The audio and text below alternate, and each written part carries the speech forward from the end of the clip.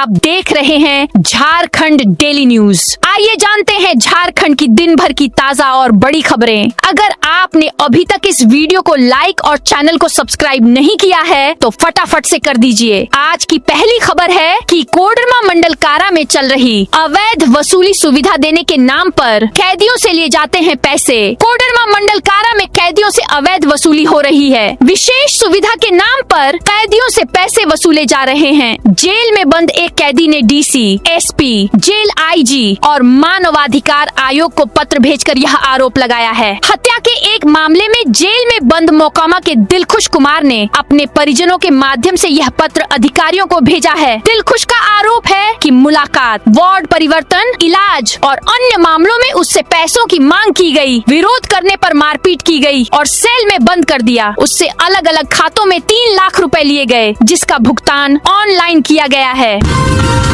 रांची, खूंटी सहित 6 जिलों में आज बारिश की संभावना। झारखंड में भीषण गर्मी से जूझ रहे लोगों के लिए राहत भरी खबर है। मौसम विभाग ने पूर्वानुमान जारी करते हुए बताया है कि अगले 4 दिनों तक राज्य के कई जिलों में आंधी, बारिश और वज्रपात की संभावना बनी हुई है। इस दौरान तेज हवाएं चलने से तापमान में गिरावट आएगी और लोगों को गर्मी से राहत मिलेगी। मौसम केंद्र के अनुसार आज झारखंड के अधिकांश हिस्सों में आंशिक रूप से बादल छाए रहेंगे।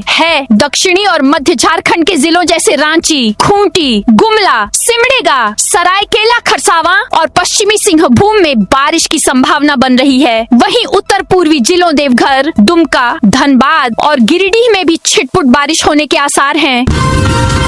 झारखंड के गांव-गांव तक पहुंचेगा हाई स्पीड इंटरनेट। झारखंड सरकार ने राज्य के ग्रामीण क्षेत्रों में डिजिटल कनेक्टिविटी को मजबूत करने की दिशा में बड़ा कदम उठाया है। सरकार ने Jharkhand digital infrastructure corporation limited (SPV) के गठन को मंजूरी दे दी है। इस संस्था का मुख्य उद्देश्य भारत नेट परियोजना को प्रभावी ढंग से लागू करते हुए राज्य की सभी ग्राम पंचायतों और गाँवों तक हाई स्पीड इंटरनेट सुविधा पहुँचाना है। सरकार की इस पहल से ग्रामीण क्षेत्रों में ई गवर्नेंस, मोबाइल गवर्नेंस, स्वास्थ्य, शिक्षा, कृषि और पर्यटन से जुड़ी सेवाओं का लाभ डिजिटल माध्यम से लोगों तक आसानी से पहुंच सकेगा।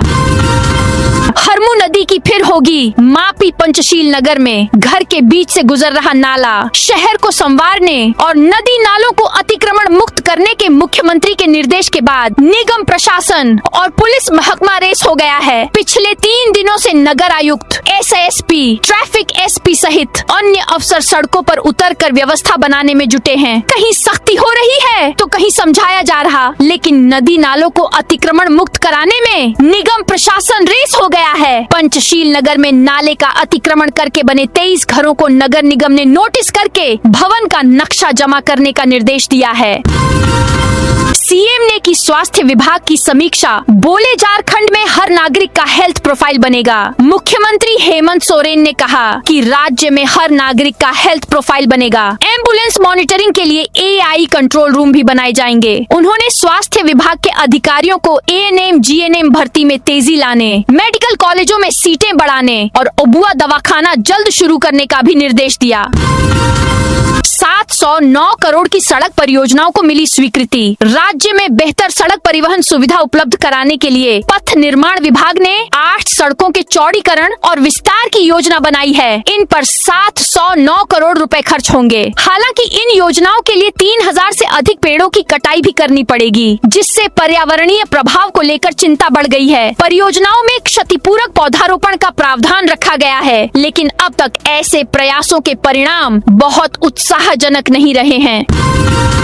सरकारी बसों का किराया बढ़ा, अब निजी बस वाले भी बढ़ाएंगे। बिहार सरकार के अंतर्राज्यीय और इंटरसिटी 300 किलोमीटर से अधिक दूरी बस सेवाओं के लिए नया किराया लागू कर दिया गया है। परिवहन विभाग की अधिसूचना के अनुसार बिहार और झारखंड के विभिन्न शहरों के बीच चलने वाली सरकारी बसों का किराया बस की श्रेणी के अनुसार निर्धारित किया गया है। अब रांची से बिहार और बिहार से रांची आने जाने वाली सरकारी बसों का किराया 15% तक बढ़ गया है।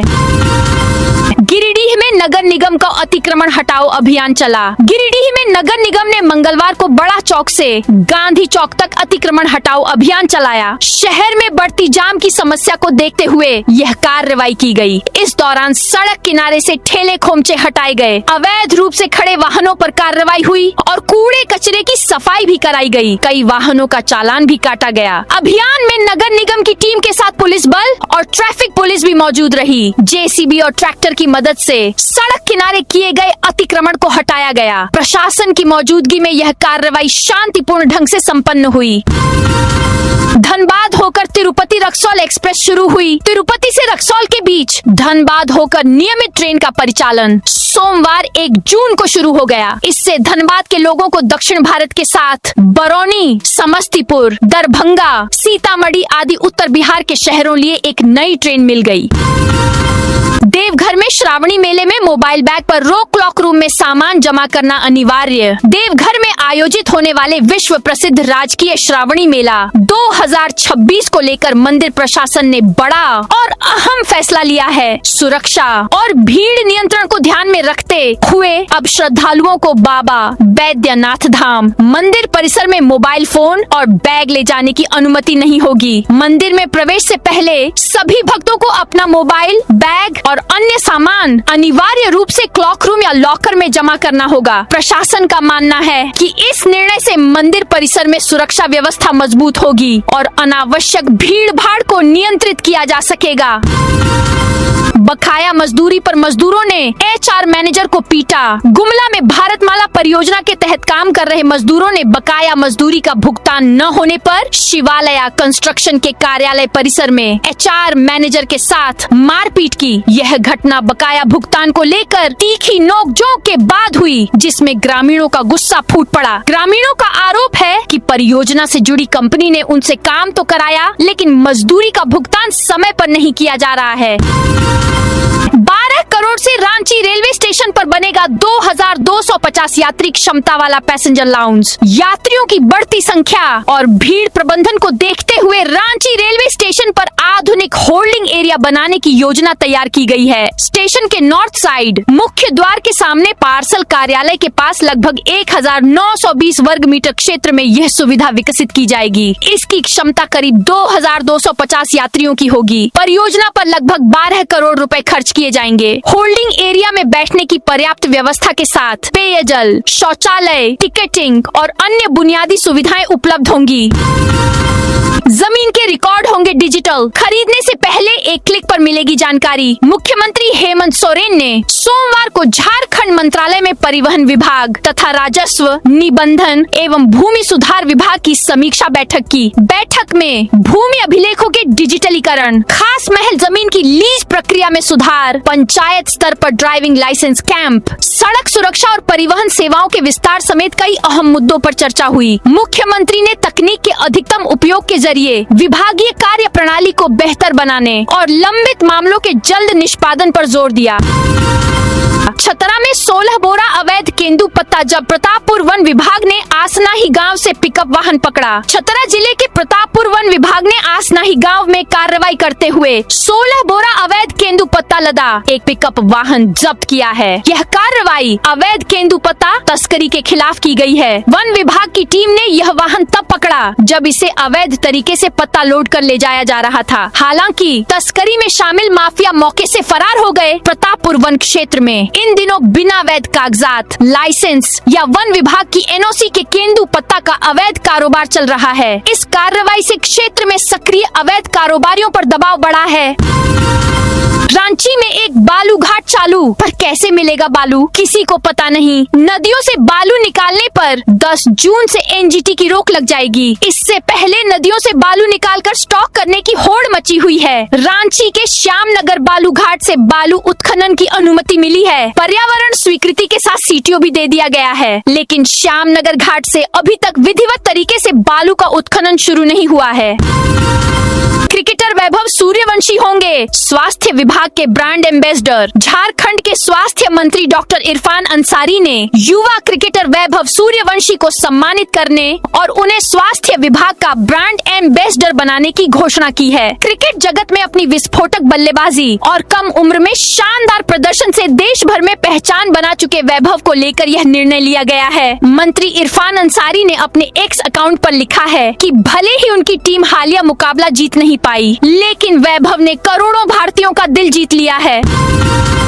10 जून से सजेगा झारखंड T20 लीग का मंच। जमशेदपुर में आज खिलाड़ियों की नीलामी। झारखंड में पहली बार IPL की तर्ज पर क्रिकेट का बड़ा रोमांच देखने को मिलेगा। झारखंड T20 क्रिकेट लीग का आगाज 10 जून से होने जा रहा है। इससे पहले शनिवार को जमशेदपुर में खिलाड़ियों की नीलामी होगी, जहां राज्य के स्टार क्रिकेटरों पर फ्रेंचाइजी बड़ी बोली लगाती नजर आएंगी। झारखंड राज्य क्रिकेट संघ ने ऑक्शन के लिए 271 खिलाड़ियों की सूची जारी की है। खिलाड़ियों को 6 अलग अलग कैटेगरी में बांटा गया है। सभी 6 फ्रेंचाइजी टीमों को खिलाड़ियों की खरीदारी के लिए 50 लाख रुपए का पर्स दिया गया है। 3 से 10 सितंबर तक अहमदाबाद में होगी अंतर्राष्ट्रीय पैरा तीरंदाजी प्रतियोगिता। पैरा खेलों को नई ऊंचाइयों तक पहुंचाने और भारत में खेल संस्कृति को और अधिक सशक्त बनाने की दिशा में अहमदाबाद, गुजरात में एक महत्वपूर्ण और ऐतिहासिक पहल की गई। Sports authority of Gujarat, archery association of India और Gujarat state archery association GSAA के मध्य सितंबर 2026 में आयोजित होने वाली प्रतिष्ठित Hyundai world archery para series के सफल आयोजन के लिए समझौता ज्ञापन पर हस्ताक्षर किया गया। दोस्तों, यह थी आज की ताजा और बड़ी खबरें।